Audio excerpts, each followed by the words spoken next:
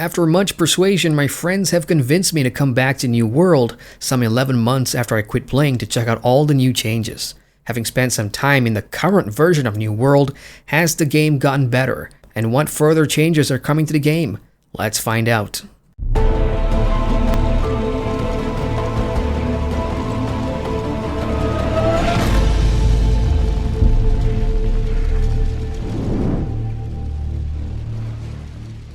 My time with New World previously had been a mixed bag. I enjoyed the first alpha for what it was, a survival PvP game that I thought had no chance in hell of succeeding. So when Amazon Game Studios announced it was changing the game to be more of a conventional MMO, I was pretty excited. The open beta and launch itself was memorable for me. I enjoyed the world, its setting, the combat, and the huge PvP wars, which I was lucky to have experienced as a primarily solo player. Expeditions are what gave me the most fun, however, and my small guild of friends and I all agreed that for the price we paid, the game was fun. And then I quit, because after a month, it became clear to me that Amazon Game Studios were way over their head with the game. There wasn't a clear roadmap on improvements and upcoming content. The bugs and exploits were killing servers, and there was nothing much to do at endgame with all the time gates, so I got bored and moved on to other things. Almost a year later, the same guild of friends have been pestering me to come back and check out these new changes, so that's what I've done. Before we begin, there's a ton of new additions and I'm gonna highlight the biggest ones in terms of impact, so grab a snack, grab a drink, and let's start with quality of life stuff.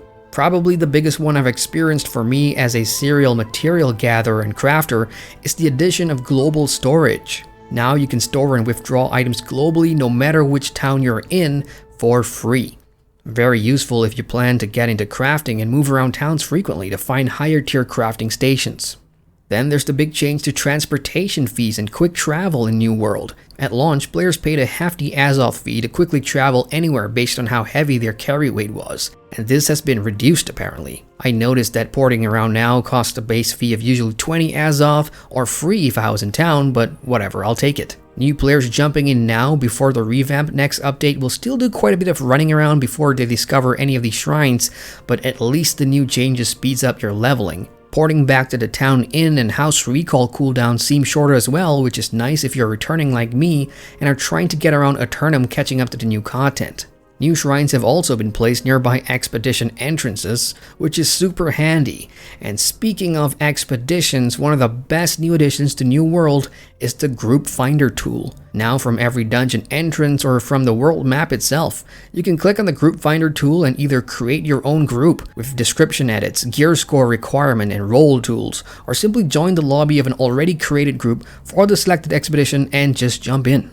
Only one player needs to enter the expedition, and everyone else can just port on in from anywhere in Aeternum, so you no longer need to waste time sitting around the entrance. The group finder is a great addition I feel, and I was able to get runs super quick thanks to it. On top of that, it appears that tuning orbs, aka dungeon keys, are no longer required to run regular versions of expeditions. Players are now given a cap of 25 entries per week, I think, so you can jump in to have some fun with your buddies without having to figure out who still has an orb or who can craft one like it used to be at launch. Elsewhere, I appreciate the revamps to some of the UI and functionality too.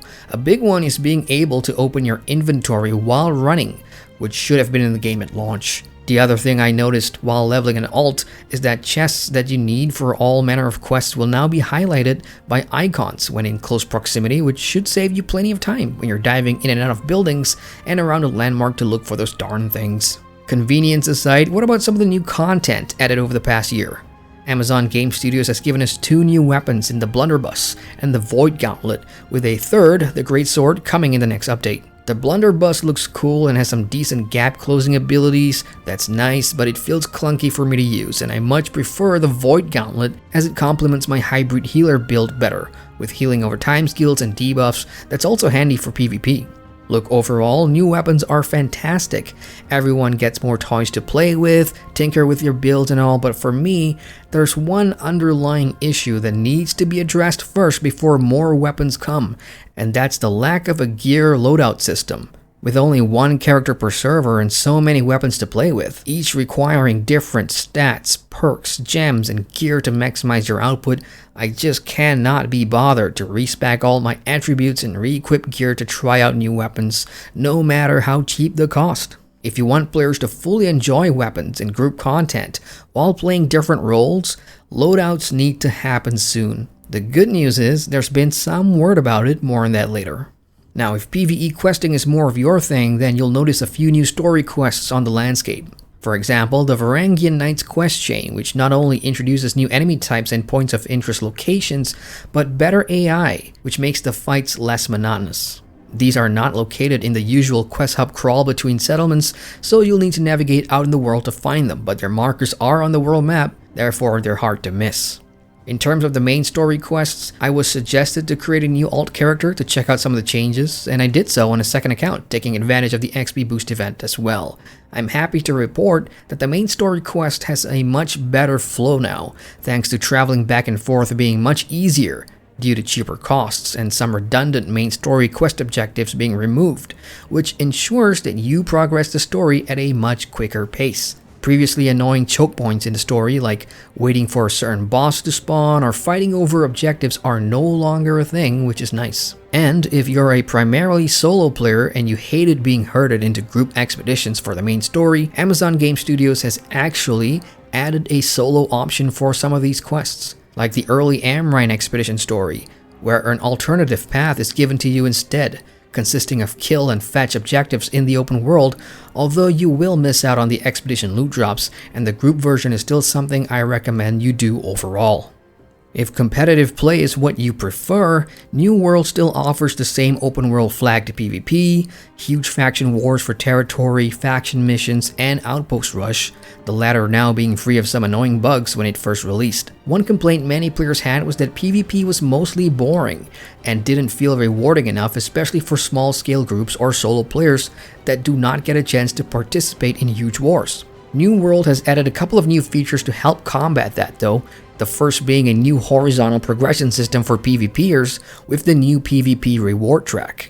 Every PvP activity in New World now rewards a currency called Azov Salt alongside PvP experience that progresses the reward track, and you'll be able to exchange this currency for some rewards, including gear, but you will need to hit certain checkpoints before unlocking them. This is a good change IMO as it gives PvPers a clear goal to work toward while letting them still enjoy doing whatever PvP activity they prefer. The second good addition for PvP is the 3v3 arena mode, which opens up at level 20 with a quest that you can pick up from an NPC in Everfall. All you do is hit the modes menu and queue up. Your team needs 3 rounds and a best of 5 to win the game, and the rewards are pretty decent if you need the new salt currency, PvP XP for the reward track, or some gear. But gearing in PvE is still a better option, I think, if your true end goal is to tackle hard endgame content and push your gear score and expertise level to the cap. For me personally, these PvP changes are pretty good, but I still can't enjoy them fully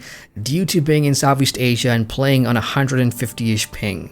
For those that don't know what that's like, well, most times in PvP where there's gonna be some lag, sometimes my attacks and dodges don't register in time, which means certain death and easy XP for my enemy. I probably won't be dabbling in any PvP for the time being, and use this opportunity to promote this summoning ritual on the forums, where we Southeast Asian players are crying out for a Southeast Asian server. So come on Amazon, open one up in Singapore or something. If they do within the next few months, I'll eat a sock on a live stream or something. And lastly, for new additions, we now have a music system in-game. You can craft or purchase several musical instruments like the guitar, the drum, flute, and more, and pick up music sheets from the open world and its content. They drop from chests, random mobs, or expedition bosses, or can be bought from the auction house. Once you've learned a few, now what? Well, you head to town and press F5, which prompts the performance system. From here, you pick what song and instrument you want to play, either solo or in a group, pick the buff you'll get for playing the song, and then start the performance. Thus begins a minigame in the vein of Guitar Hero, or Music Tap, or any rhythm game that requires pressing buttons at the perfect moment. After you're done, you'll get a score based on how well you've performed, followed by a short interlude period where bystanders can tip you 10 gold. As for the buffs, you and everyone in the performance will get them, and they range from increased gathering speed for an hour or two, or even music XP, which is for the new music trait skill progression, so leveling that up can give you some cool benefits. The music system is something you'll see more than anything nowadays, because everyone seems to be performing in Everfall all day. For me, it's a nice little addition to make Eternum feel more alive, I guess. Now moving on, progression overall hasn't changed much in terms of leveling character and weapons, crafting and gearing. It's still very much vertical progression, but the recent PvP reward track could be a sign of things to come. Currently, the gear grind at endgame consists of running level 60 expeditions with the mutation system, so grinding out high-tier mutation runs for gear, umbral shards, and materia is very common, in addition to doing elite chest runs around the map for drops that increases your expertise. A better and more diverse progression system for players is probably needed to keep things fresh in the long run, and from what I'm hearing about the Brimstone Sands update, that might just be coming. And to wrap this section up, I want to highlight my observations of the community, at least in my small region consisting of 2 servers. Compared to launch and shortly after, the community vibes currently are night and day. Where there was negativity and whining all day in chat when the game first came out, now there's constant pugging and trading and peace, with the occasional idiot of course, something you'd expect from a normal MMO, and this feels oddly normal, which is good. It's all around good vibes at the moment, and I don't know if that's down to being in a small region with a small community on the server, or that it's the players that have remained that fostered this positive buzz. But where has this positive buzz come from? Looking at Steam charts over the past 3 months, there's been an uptick in players, so Amazon must be doing something right with their efforts to pull players back or attract new ones. Also, just looking at New World's social media feeds and web posts, I guess I can commend Amazon Game Studios for constantly communicating to New World players about the game, what's coming and what's being fixed. More communication between developers and players are vital, especially for an MMORPG that requires a healthy player base to keep afloat. While I haven't seen much advertisements or marketing for New World compared to other games, the one area where the game's presence is a constant is on Twitch, which by the way is owned by Amazon. Yeah, scoff at me all you want, but Twitch matters, visibility matters. New World also does something that a large majority of other MMOs don't do on the platform, which is having constant Twitch drop campaigns. These drops aren't just lame loot boxes too. Yes, that's a dig at the Elder Scrolls Online, but instead full cosmetic outfits, which a cheap bastard like me actually appreciates. Running drop campaigns also helps out the creators and streamers that do play the game, regardless of following size, so that's a plus in my book. So, as you can tell already, many of these new additions are good, positive improvements to New World, if you've ever played the game previously and quit like I and many others did. And these are just the ones that I've experienced personally and documented, so there could be a whole lot more that I've missed. I think credit should be given where it's due. I just wish that the studio had the foresight and experience beforehand to know that some of these features and additions should have launched when the game first shipped, but I guess that's hindsight. Some folks still don't like the combat system, citing repetitiveness, while others still feel the game is directionless and lacks identity. Both valid points, which leads us to the future. I've looked into what New World has in store for players with the next update, and there's plenty of good stuff. This hour-long developer video from the September 2022 team update goes into great detail about upcoming features, and what they talk about beyond the Brimstone Sands update might actually surprise people. I'll summarize the whole thing for you guys. The most immediate content addition is of course the new zone that's big, inspired by ancient Egypt, and it comes with all new story and questing content with new enemies as well. The more important content is obviously the new weapon and progression system. The Greatsword will be the latest addition to your arsenal, giving tank players something else to use besides sword and board, and the animations look pretty damn good, I gotta say. Now the Heart Gem system is something I'm interested in because it's apparently an all-new PvE progression system that is meant to be horizontal in design, the first of many, letting players craft Heart Gem runes of different types for new abilities and such. It does add another layer of grind, yes, but from the PDR footage that I've seen, I think it'll be pretty fun and could change how we engage in combat. A big addition with the new update will be the new player experience because, hey, guess what? That's going to be what new players and even returning players see first when joining or rolling fresh again in the new Fresh Start servers. Remember how at launch you'd spawn in one of 4 starting zones randomly and had to scramble around the world to meet up with friends or cheese the game by continuously re-rolling until you got the zone you wanted? Yeah, that's gone. With the new update, players will get one of two starter zones, Monarch's Bluffs and Windsward, with an all-new story that sets up the game with further zone revamps to boot, from new vistas, points of interests, and enemies right from the get-go. The questing will be more streamlined and dynamic, on top of a better variety of quests available, which means you won't be needing to find and click on 10 chests every hour. The leveling will be much faster now from 1 to 60 as well, with the main story quests offering the bulk of the XP. New players also won't be forced into grouping for the main story quests, which I understand turned away a lot of players at launch. Other general changes will include revamped towns, which do look amazing I gotta say, followed by each faction getting their own enclaves to further give them identity and purpose. Perhaps the best news folks were hoping for are also in that developer video, where they talk about more features that don't have a release date just yet, chief among them being mounts. Mounts will be coming to New World. The studio acknowledges that as the world grows bigger with more zones and updates, it's no longer feasible to traverse on foot to way shrines moving forward, and I agree.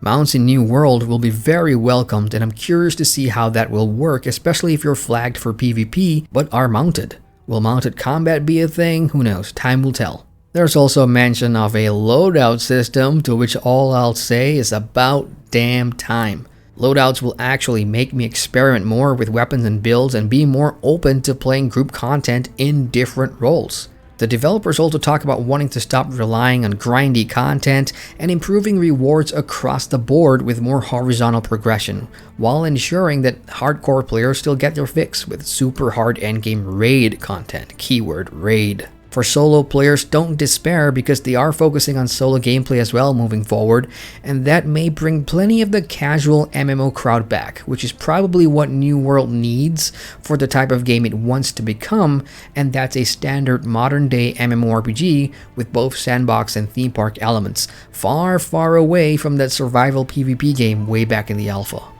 In conclusion, with everything that Amazon Game Studios has changed and revamped, on top of all the new features in the pipeline, is New World on the ascendancy? Is the game no longer a meme? Is it in a much better state 1 year after release in all departments? I'd have to say yes. Some have called the upcoming update the 1 Tamriel version of New World, and for those that don't get that reference, that's when The Elder Scrolls Online completely evolved for the better after 2 years of constant criticism and abuse, and is now one of the most popular and played MMOs on the planet. With New World, I don't think that moment is close, as I've yet to see just how much of the Brimstone Sands update will positively affect the game experience for the general MMO crowd, which includes my friends and I. Anyway, the amount of work that the studio has done since launch to fix stuff while adding new content to get to this point is no easy feat. It's a step-by-step process, but the end result is pretty clear. Players are coming back to New World, so they are at the very least heading in the right direction. The real question is, has New World got what it takes to make players stay from here on out? What do you think? Well, that's it from me, folks. I've said my piece. If there's any former, current, or returning New World player here that want to share your thoughts on the state of the game or its future, feel free to do so down in the comments. If you're new here and like my content or this video, hey, hit the like button and subscribe for more on MMOs. I'm Adrian, and I thank you for watching.